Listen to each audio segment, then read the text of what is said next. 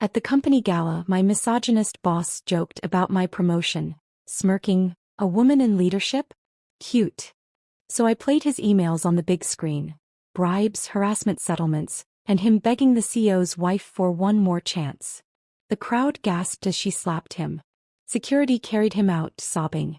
"A woman in leadership? Cute." I felt the sting of those words as laughter spread through the crowd at our annual company gala. Standing there, frozen in front of 200 colleagues, I knew exactly what I needed to do. The folder hidden on my USB drive would finally serve its purpose. 5 years of documented abuse, harassment, and corruption were about to come to light. My name is Elaine Parker, and I never intended to become a corporate vigilante. It all began 3 years ago with a simple note on a yellow post-it. Meeting with Richard called me emotional when questioning budget discrepancy. Look into vendor contracts.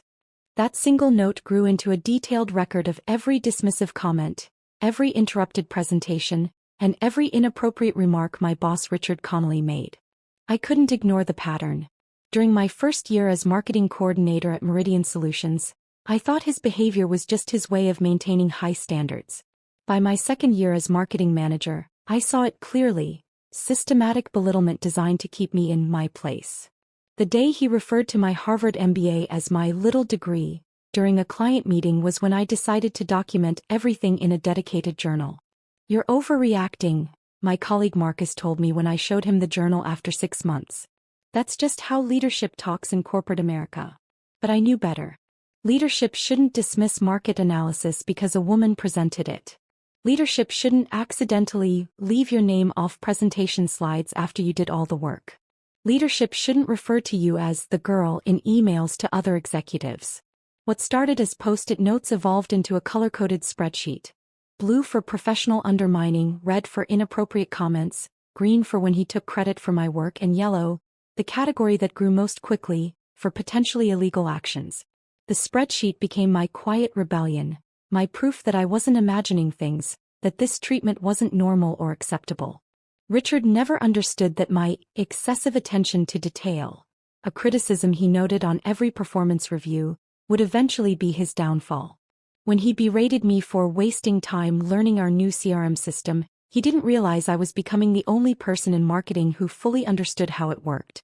When he mocked my suggestion to revamp our digital infrastructure, saying it was cute that you think you understand technology, he had no idea I was becoming invaluable to our IT department.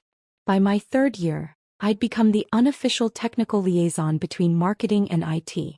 While Richard dismissed technology as stuff for the tech guys to handle, I was building relationships with our systems administrators. I stayed late to help fix email issues, volunteered to test new software, and offered to help manage access permissions for marketing team projects. "You've got a knack for this," Dave from IT told me after I helped identify a security flaw in our project management system. "Most marketing people run away from server talk." That knack earned me admin access to several company systems, access I never planned to misuse until I saw something that changed everything. Sarah from sales had joined the company around the same time I did. We weren't close, but we shared knowing glances during meetings when Richard would interrupt women but never men. After Sarah landed the Peterson account, our biggest client that year, Richard took all the executives out to celebrate. Sarah wasn't invited. The next morning I found her crying in the bathroom. "He cornered me yesterday," she said quietly, her eyes red. "Said I only got the account because Peterson wanted to sleep with me. Said I should be grateful he doesn't tell everyone that's how women make sales." 2 weeks later, Sarah was gone, of the mutual separation according to HR. A confidentiality agreement prevented her from discussing the terms. That night I used my admin access to search Richard's emails for Sarah's name. I wasn't proud of crossing this line, but Sarah was the 3rd woman to mysteriously leave after receiving Richard's special attention. What I found made me sick. An email chain between Richard and legal discussing a settlement and harassment allegations that needed to be handled quietly. My hands shook as I forwarded the emails to my personal account, then carefully erased any trace of my search. This wasn't just about me anymore. This was about Sarah, about the women before her, and those who would come after if nothing changed. The email became the first in a secure folder I labeled insurance. Over the next 2 years, my insurance folder grew. Working late when the office was empty, I carefully documented financial irregularities I discovered. Vendor contracts with inflated prices and kickbacks to personal accounts. I found evidence of expense report fraud, falsified client data, and the most damning of all, Richard's persistent, inappropriate communications with our CEO's wife, Amanda. The messages to Amanda started professionally but soon turned personal. Miss seeing your smile around the office turned into late-night texts about how her husband doesn't appreciate her the way others would. The final thread included Richard begging for one more chance, after what seemed to be a confrontation, promising he'd make it up to her if she didn't tell her husband. Each discovery left me feeling both powerful and sick. Knowing what I knew made everyday interactions with Richard almost unbearable. Watching him strut through the office, making demeaning comments without consequences while projecting a polished image to clients and executives, filled me with a quiet anger. But I wasn't ready to use what I had. Not yet. The timing had to be perfect, the evidence irrefutable. Then came the announcement about my promised promotion to Director of Marketing. I'd worked 80-hour weeks for years, increased department revenue by 40%, and built relationships with clients who specifically requested to work with me. The promotion was practically guaranteed, until Richard called me into his office.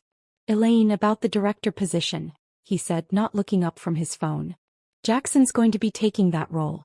You understand, right? The executives need someone with gravitas. You'll keep supporting the team like you do so well." Jackson had been with the company 8 months. His main qualification appeared to be sharing Richard's love for golf. My promotion was given away without discussion, without reason, without even the courtesy of eye contact. That night, reviewing my insurance folder, I made my decision. The annual company gala was 2 weeks away. Richard would be giving his usual self-congratulatory speech about department achievements. My achievements. The entire executive team would be present, including the CEO, including his wife. For the first time in years, I felt something beyond the simmering resentment that had become my constant companion. I felt purpose. I felt power. And as I carefully organized the most damning evidence into a presentation folder, I felt something I hadn't experienced in Richard's presence for years. I felt completely calm. The 2 weeks before the gala passed in a blur of preparation, both professional and personal. I selected a navy blue dress that projected confidence without being flashy, something that said, "I belong in leadership." Part of me still clung to a sliver of hope that Richard might publicly acknowledge my contributions, perhaps even reconsider the promotion. Foolish, I know.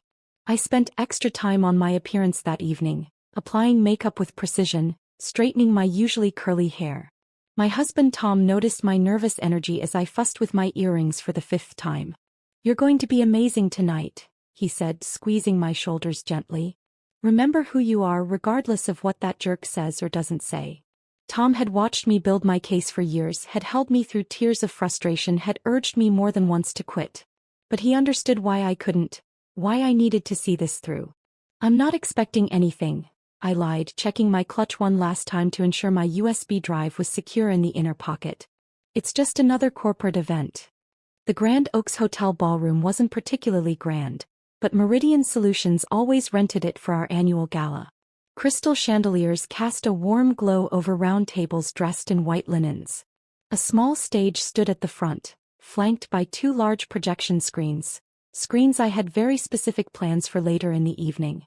I arrived early, nodding to the AV technician I'd befriended during last year's product launch. "Hey Mike, everything set up okay?" I asked casually. "All good, Lane. Your slides for the marketing highlight reel are loaded in the system," he confirmed. "Though Richard sent some last-minute changes about an hour ago." Of course he did. Probably removing my name from another project I'd spearheaded. "Mind if I check the setup? I have some notes about the transition timing," I said, gesturing to the laptop connected to the projector. "Sure thing. I'm grabbing coffee." Passwords taped under the keyboard. That was all I needed. 5 minutes alone with the system. I quickly inserted my USB drive, created a hidden folder in the presentation directory, and loaded my insurance files. I programmed a simple command sequence that would allow me to trigger it remotely from my phone. My hands worked steadily, betraying none of the adrenaline coursing through me. By the time colleagues began arriving, I was seated at my assigned table, looking perfectly composed. I made small talk with the account managers seated nearby, asking about their children, commenting on recent client wins. No one would have guessed what was hidden beneath my practiced smile. Richard arrived fashionably late, making his entrance with the CEO Nathan and Nathan's wife Amanda. I watched Amanda carefully, noting how she maintained careful distance from Richard, how her smile tightened when he leaned in to say something to her. He knew. Of course she knew. But like so many of us, she'd been managing the situation, keeping the peace. Dinner was served, some bland chicken dish I barely tasted. Wine flowed freely, loosening tongues and brightening the room's energy. I sipped water, needing complete clarity for what was coming. Between the main course and dessert, Richard took the stage. He was wearing his signature navy suit, his silver hair perfectly styled, his custom Italian shoes gleaming under the spotlights. He looked every inch the successful executive as he tapped the microphone. "What a year it's been for Meridian Solutions," he began, his voice carrying that practiced warmth that had fooled so many clients. "Our growth has exceeded projections by 22%, we've added 15 major accounts, and our digital transformation initiative has revolutionized our service delivery. All my initiatives, all my work, all my late nights and early mornings. Before we get to department accomplishments, I have a special announcement," Richard continued, his smile broadening. "As many of you know, our marketing department has been the engine behind much of our growth this year." My heart rate quickened despite myself. Was he actually going to acknowledge my work? Was there some shred of professional integrity left in him? "And so, it gives me great pleasure to announce a new position in our leadership team. Please join me in congratulating Jackson Wells, our new Director of Marketing." Applause erupted as Jackson stood, grinning broadly, completely unaware that he was a pawn in Richard's game. I forced my hands together in automatic applause, my face frozen in what I hoped looked like surprise rather than devastation. "Jackson brings fresh energy to our team," Richard continued, "and after careful consideration, the executive committee agreed that his vision aligns perfectly with where we're taking Meridian in the coming years." Then came the moment, the exact second when 5 years of restraint shattered. Richard looked directly at me, a smirk playing at the corners of his mouth, and added, "We considered all candidates carefully, of course. But you know how it is with these leadership roles. They require a certain presence. A woman in leadership? Cute idea, but we need someone who commands a room." A ripple of uncomfortable laughter moved through the audience. I saw several colleagues glance my way with pity or embarrassment. Jackson looked somewhat confused, as if he was just realizing he might be part of something unpleasant. The room seemed to tunnel around me as Richard continued with his speech. My cheeks burned, not with embarrassment but with cold fury. In that moment, every doubt about my plan vanished. Every moral qualm about exposing private emails disappeared. This wasn't just about me anymore. It was about every woman at Meridian who would face this same ceiling, these same jokes, this same dismissal of their capabilities. I sat through the rest of dinner in a state of focused calm. Colleagues stopped by to offer awkward consolations. "You should have gotten that promotion," whispered Diane from accounting. "Everyone knows you're the backbone of that department." I thanked them with a measured smile, watching Richard holding court at the executive's table. He was laughing, completely at ease, convinced of his untouchability. I glanced at my watch. 20 minutes until his closing remarks, the grand finale of the evening where he always took full credit for the year's accomplishments. As dessert plates were cleared, I excused myself to the ladies' room. In a private stall, I pulled out my phone and tested the remote connection to the presentation system. The hidden file directory appeared on my screen instantly. Everything was ready. When I returned to the ballroom, the lights had dimmed for Richard's final presentation. A slick video highlighting company achievements played on the screens. I took my seat, setting my phone on the table beside my water glass. Under the tablecloth, my fingers curled into fists, then relaxed deliberately. "Just one more speech," the woman next to me sighed. "Then we can all go home." "Actually," I replied, my voice steady, "I think tonight's ending might surprise everyone." And as Richard stepped confidently back onto the stage for his final remarks, I picked up my phone, tapped the screen 3 times, and waited for justice to finally have its moment. Richard tapped his champagne glass with a fork, his confident smile gleaming under the spotlight. Before we wrap up this wonderful evening, I want to share some thoughts about what makes Meridian Solutions exceptional. My finger hovered over my phone screen, heart pounding so loudly I was certain the woman beside me must hear it. I'd rehearsed this moment countless times in my mind, but now that it was here, a brief flicker of doubt surfaced. Was I really going to do this? Was there any turning back? At Meridian, integrity is our foundation, Richard continued, his voice dripping with manufactured sincerity. Everything we do is built on trust. With our clients, our partners, and most importantly with each other. That did it. The sheer hypocrisy snapped my last hesitation.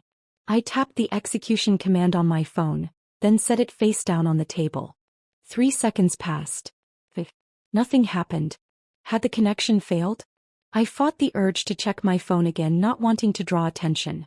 Our values set us apart from our competitors. Richard's words cut off abruptly as the screen behind him flickered.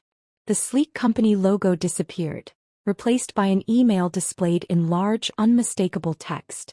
From Richard Connolly. To James Westbrook, VP Finance. Subject: Visa Tech Contract. Jim. The extra $15K per month is set up through the shell company we discussed.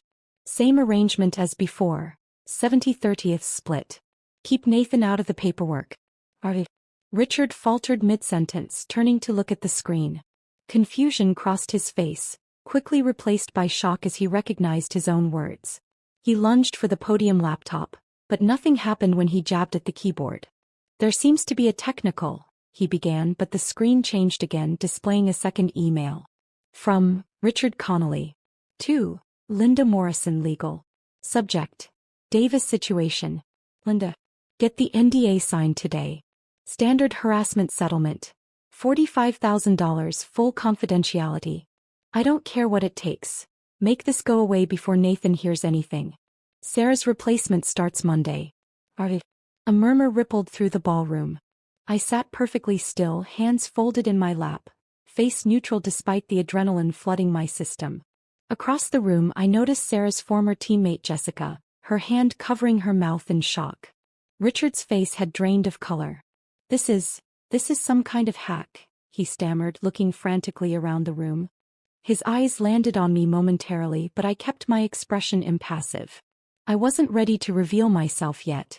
He tried to step in front of the screen, but the images kept changing, displaying email after email. Financial irregularities. Lies to clients.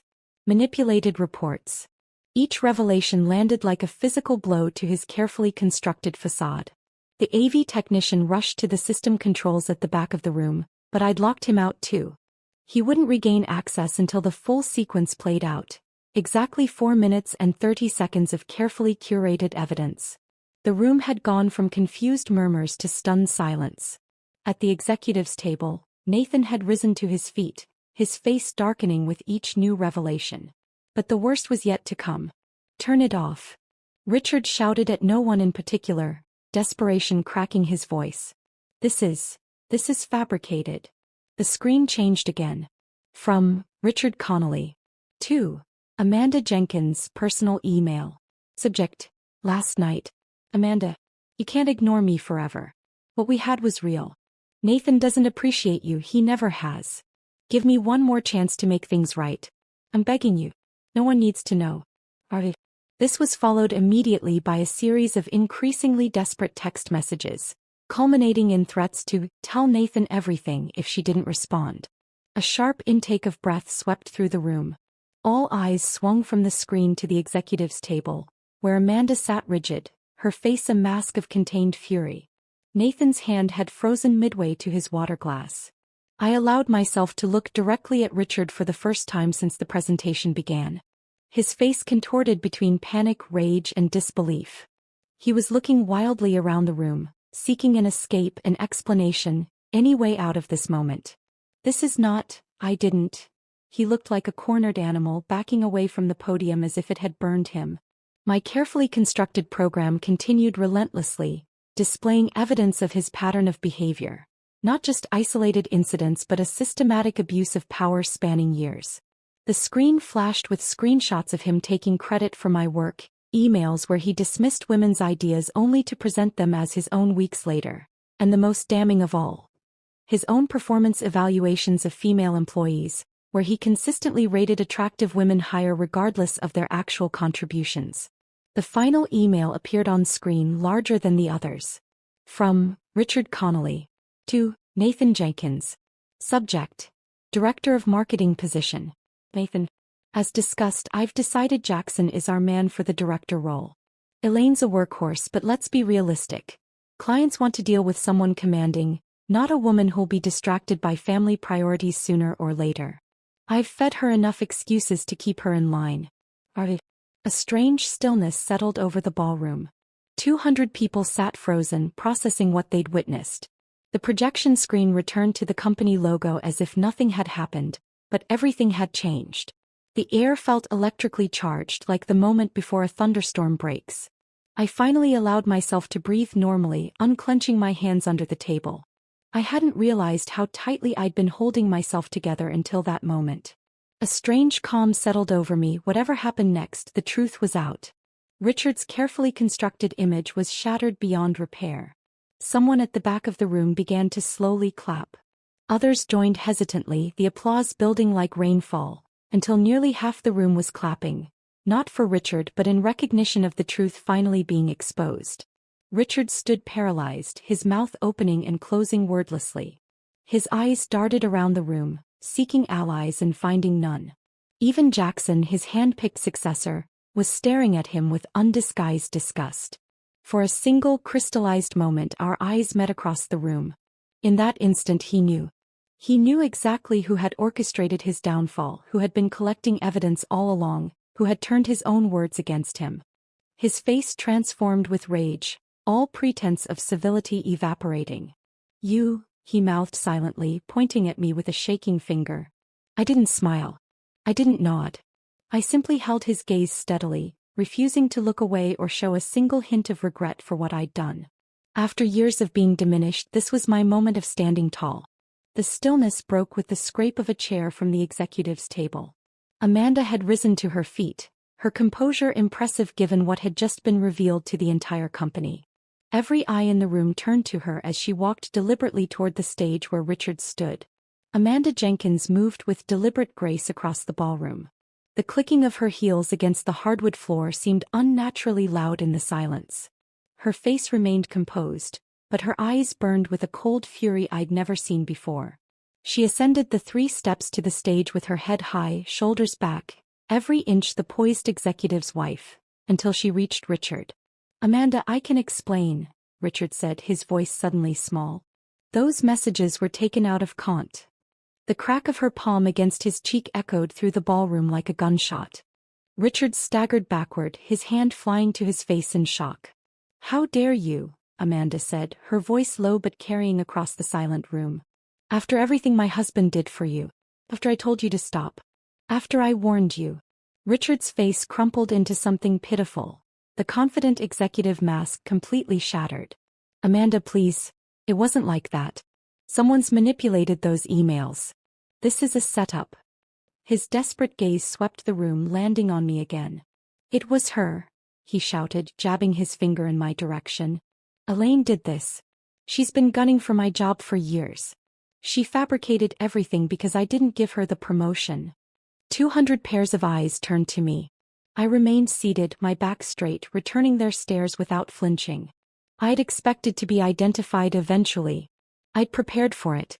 Nathan Jenkins finally broke from his shocked stillness and strode toward the stage. Unlike his wife, his fury was anything but contained. His face had turned a dangerous shade of red, veins visibly pulsing at his temples. "I trusted you," he said to Richard, his voice thick with betrayal. "I brought you into my home. My children call you Uncle Rich." "Nathan, brother, you know me," Richard pleaded, backing away. 17 years we've been friends. You can't believe." "I saw the emails, Rich. Everyone saw them." Nathan roared. Then, more quietly but no less intensely, "My wife? Really? My wife?" The hotel's security team had materialized at the edges of the room, alerted by the commotion. 2 men in dark suits approached the stage cautiously, clearly uncomfortable about intervening in what had become a very personal confrontation among the company's leadership. "Sir," one of them addressed Nathan, Would you like us to escort this gentleman out? Nathan nodded tersely, stepping back and taking Amanda's hand. Richard looked wildly around the room, suddenly seeming to register that this was really happening, that his career and reputation were imploding in real time, in front of everyone who mattered in his professional life. This is ridiculous. Richard's voice cracked as security approached him. I built this company. These accusations are, you can't just, I demand an investigation. As security took his arms, Richard's desperation turned to sobbing. Please, Nathan. Please don't do this. I can fix this. We can make this right. The transformation was astonishing, from confident executive to broken man in minutes. Mascara-streaked tears cut down his face as security led him toward the exit. He didn't resist physically but continued pleading, his voice growing more hysterical with each step. Just before reaching the door, Richard twisted in the security guard's grip to face the room one last time. She did this, he sobbed, looking directly at me. She's the one you should be throwing out. Ask her how she accessed private emails. Ask her what else she's been doing. The doors closed behind him, cutting off his accusations, but the damage to the evening was complete. The gala, meant to be a celebration of the company's success, had transformed into something no one quite knew how to navigate. For several long moments no one moved. Then, like a spell breaking, the room erupted in hushed conversations. I remained in my seat trying to process what had just happened. The adrenaline that had carried me through my plan was ebbing, leaving me lightheaded and strangely detached. Diane from accounting was the first to approach my table. Was it really you? She asked quietly, pulling out the chair beside me. Did you really gather all that evidence? I nodded, finding my voice. Every email was real. I didn't alter anything. God, Elaine. That was. She seemed unable to find the right word. Brave? Insane? I don't even know. Others began to drift toward my table. Some supportive, some merely curious. Jessica, Sarah's former teammate, pressed my hand with tears in her eyes. Sarah would have loved to see this, she whispered. Not everyone's reaction was positive. I overheard Marcus, always Richard's defender, muttering about appropriate channels and corporate espionage. Jackson, the newly appointed director of marketing, looked utterly lost, clearly wondering if his promotion was now tainted beyond salvaging. The executives huddled in urgent conversation at their table. I knew it was only a matter of time before they summoned me. Whether for commendation or condemnation remained to be seen. Tom called twice during this interlude. I texted him quickly, "It's done. Call you soon." I couldn't possibly explain everything that had happened in a text or rushed phone call. Nathan finally approached my table, his expression unreadable. The room quieted immediately. "Elaine," he said formally. "I think we need to have a conversation. Would you join us in the hotel's conference room?" I nodded and stood, smoothing my dress with hands that I was surprised to find were steady. As I followed Nathan through the ballroom, I felt the weight of every gaze. For someone who had spent years being overlooked, the sudden visibility was disorienting. In that moment I felt neither triumphant nor regretful, just strangely hollow. The revenge I'd meticulously planned for years had unfolded exactly as I'd intended, yet the satisfaction I'd anticipated remained elusive. Instead, I felt a complicated mixture of vindication and uncertainty. Richard was gone, his career undoubtedly ruined. The truth about his behavior was finally exposed. Justice in some form had been served. But as I walked away from the ballroom, I wondered about the cost, not to Richard, who deserved everything that happened, but to me. How would this night define me going forward? Would I forever be the woman who took down Richard Connolly, rather than being known for my actual work and capabilities? I straightened my spine and lifted my chin as I followed Nathan into the elevator. Whatever came next, whether reward or consequences, I would face it with the same determination that had carried me through years of documenting Richard's misdeeds. I had proven I wasn't powerless. I had shown that women couldn't be dismissed without consequence. For tonight that would have to be enough. The conference room felt too bright after the dimmed ballroom. Nathan, Amanda, and 3 board members sat across from me at the polished table. For 30 minutes I answered their questions clinically. How I discovered the emails, what prompted me to collect evidence, why I chose this moment to reveal everything. "I understand your frustration with being passed over," said Gerald, the oldest board member. but accessing private communications is a serious breach of company policy. Before I could respond, Amanda spoke up.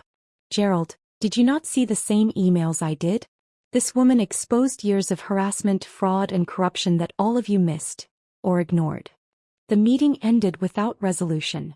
Nathan asked me to take Monday off while they determined next steps. I left feeling oddly deflated, wondering if I'd miscalculated the board's reaction. Tom was waiting in our apartment, pacing anxiously. I fell into his arms, finally allowing myself to feel the full emotional weight of the evening. I don't know if I still have a job, I admitted. Then we'll figure it out, he said firmly. I'm proud of you. Monday morning, my phone buzzed constantly with texts from colleagues seeking details.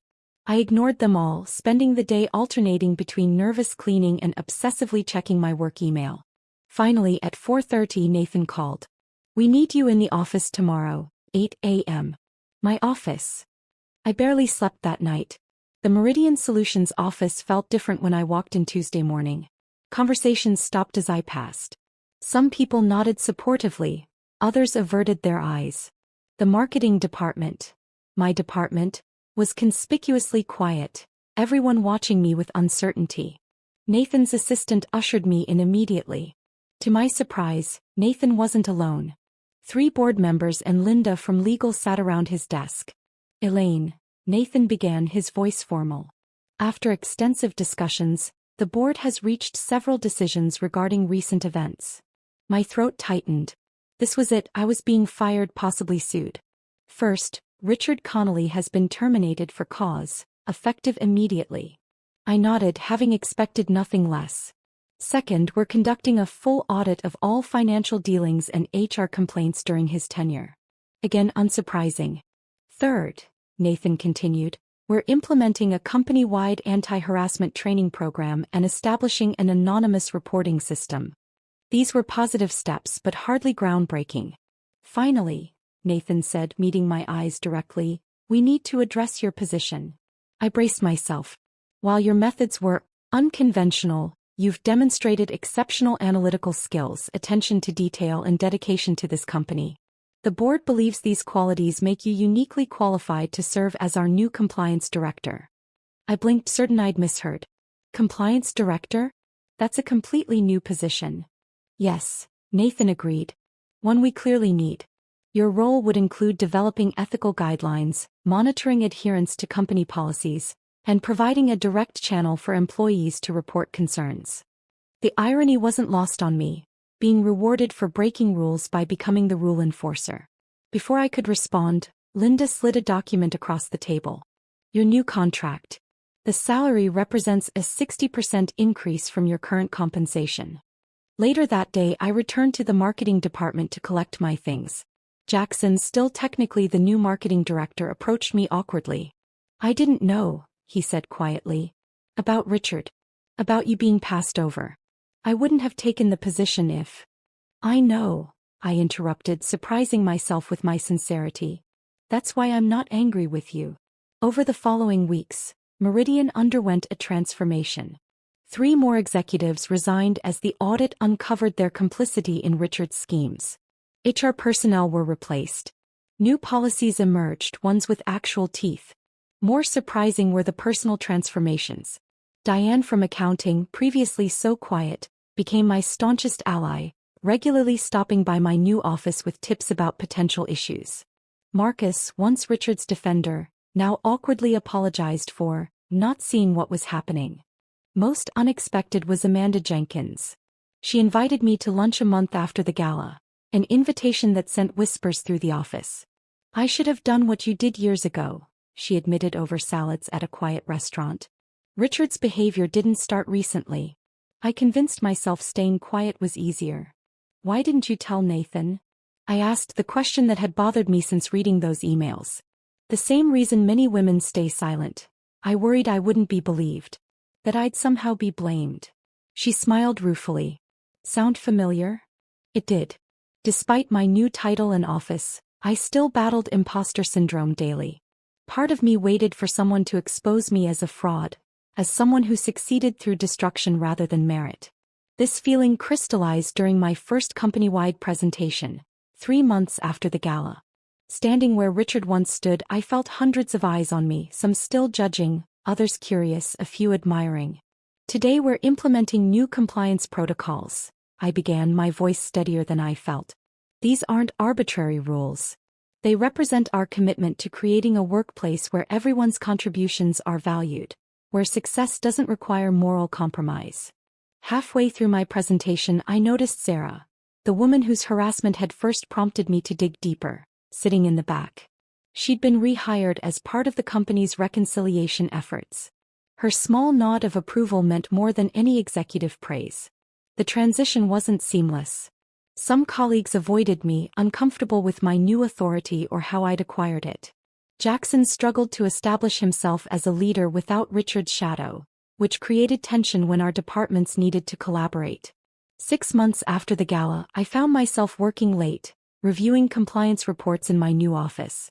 The view wasn't spectacular, but the door had my name on it, something I'd dreamed about for years. Yet my victory felt complicated. I'd fantasized about advancement through recognition of my marketing talents, not my ability to expose wrongdoing.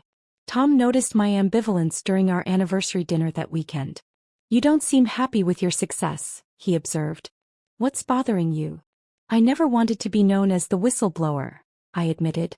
"I wanted to be known for my work, my ideas." He considered this. "Maybe those aren't separate things. Your attention to detail, your persistence, your refusal to accept mistreatment. Those qualities define both your professional skills and your personal integrity." His perspective helped, but the complexity of my feelings remained. The path to justice is rarely clean or simple. My revenge had helped many, including myself, but also left scars. On the company, on colleagues caught in the crossfire, and on my own sense of professional identity. Still, when new female employees sought my advice or thanked me for creating a workplace where they could advance fairly, I recognized something valuable had emerged from that dramatic night. Whatever complexity lay in my motivations, the outcome had created positive change. As I settled into my role, I realized revenge hadn't been the end I truly sought. It was recognition, not just of my marketing skills, but of my full humanity in the workplace. The path to that recognition had been messy and imperfect, but I was finally seen. Not as the girl or a cute idea, but as a professional whose voice mattered. That, I decided as I placed a framed photo of Tom on my desk beside my new business cards, was a kind of justice worth having.